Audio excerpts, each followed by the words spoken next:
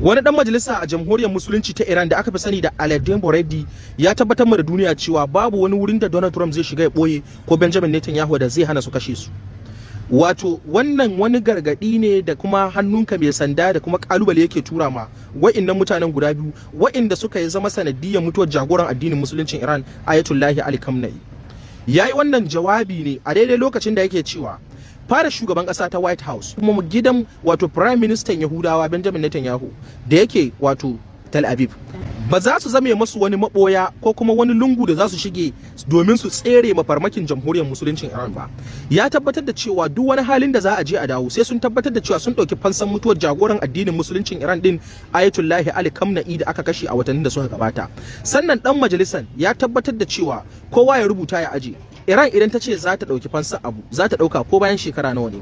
Mun ga abin da ya faru a kwana-kwanan nan ta yadda ta samu nasara hallaka wani tsohon maci amana dan asalin kasar ta wanda aka ci gaba da nema tsawon shekaru sai daga baya aka kama shi aka same shi a Faransa kuma aka hallaka shi.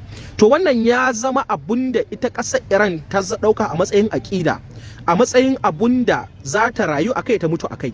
Wato duk wanda ya taba alfarma musamman ma rayuwar jagoran addinin musuluncin Iran din Ayatollah Ali Khamenei, to Iran ba za ta yi sako ba face sai ta dauki mummunan mataki akan shi. Wato wannan sako ne ake ce ma open letter zuwa ga shi Prime Minister Yahudawa da mahaukacin karin Amurka da cewa su kwana da shirin kota kwana domin kuwa wannan muradi nasu ba zai taba wucewa ba sai sun cika shi. To amma sai dai al'ummar duniya suna ganin cewa ba abu ne mai sauki ba a wurin jamhuriyar musulunci ta Iran ta iya zartar da wannan abu. Kasancewa waɗannan mutane guda biyu da suka faɗa suna so su ga bayan su ne mutanen da suka fi kowane mutum tsaro a duniya a halin yanzu. Wato mutanen da aka fi ba kariya ake taka tsantsan da rayuwarsu wanda duniya take kallon shige da ficen su kuma ba za su taba yadda wani abu ya same su ba. To amma al'ummar duniya suna ganin cewa tunda har Iran ta ce za ta yi to takan iya yiwa ta sa abin ta shirya. To amma ku a ganin ku kasar Iran din za ta iya zartar da abin da take bukatar ta zartar akan wayannan mutanen ko kuma yaya? Wani fata kuke ma jamhuriyar musulunci da Iran? Suna na John Tech mai kawo rahoto kai tsaye daga gabas tsakiya da sassan duniya gabaki daya.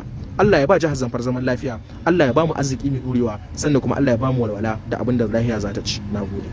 Emmanuel Macron shugaban kasan Faransa kenan ya fito ya aiwata wata magana wanda masu hankali ne za su fahimci wannan magana, saboda wannan magana ne mai harshen damo, magana ne mai baki biyu, ta da manufa guda biyu. Abin da ya fito tabbatar da shi cewa fa suna goyon bayan yanci a duniya, kuma ya ware euro biliyan 36 don tabbatar da ƙarin tsaro a cikin ƙasan Faransa hannan da shekara 5 masu zuwa kenan.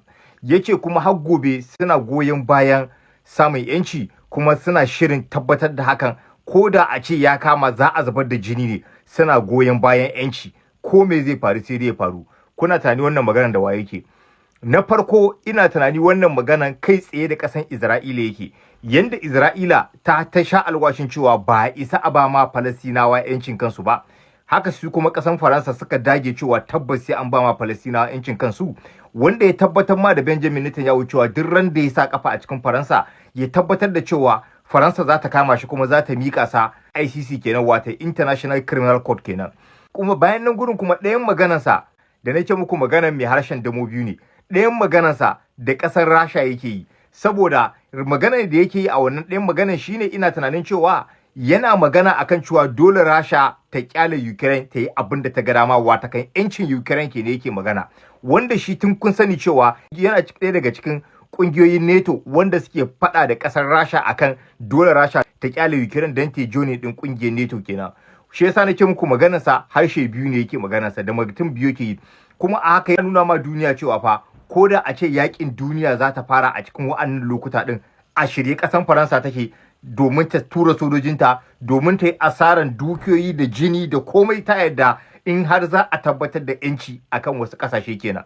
Wannan shine magana da shugaban kasar Faransa yake nufi akai, amma yayi ta boye a cikin harshen damo. Kuma a cikin maganar sai ya ƙara tabbatar da cewa yancin kasashen Turawa, me haka yake nufi kenan? Yancin kasashen Turawa, Ukraine tana cikin wannan magana da ake magana. Ukraine tana cikin wannan magana, kuma sannan Denmark tana cikin wannan magana, inda Donald Trump yake yunkurin cewa ya je ya shiga kasan Denmark ya je ya kwace yankin Greenland kenan. Shi yasa nake muku wannan maganganun nasa ta raba hanya kashi-kashi. Shi a yanzu yana nuna cewa fa shi kawai yana goyon bayan gaskiya ne, Faransa kuma a shirye take ta fada yaki da kowace kasa ne in har wata kasa tana neman ta danna wata kasa ta takura mata. Amma bari in kawo magana, shin shugaban ƙasan Faransa Emmanuel Macron ya manta da irin mulkin mallaka da suka yi ma ƙasashen Afirka, ya manta da irin mulkin mallaka da suke ma ƙasashen Afirka, har yanzu ma suna ma wasu ƙasashe na Afirka mulkin mallaka. Allah ne ya taimaki wasu ƙasashe suka balle daga cikin wannan mulkin mallaka din da ƙasan Faransa take musu. Idan kun san wannan ƙasashen da Faransa ta yi musu mulkin mallaka, ku sa mana sunan ƙasashen na a comment section, kuma sannan ku ƙara gaya mana ra'ayinku a comment section.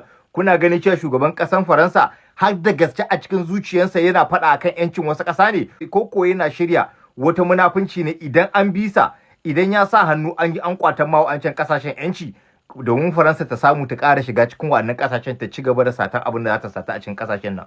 Ku faɗa mana ra'ayinku a comment section.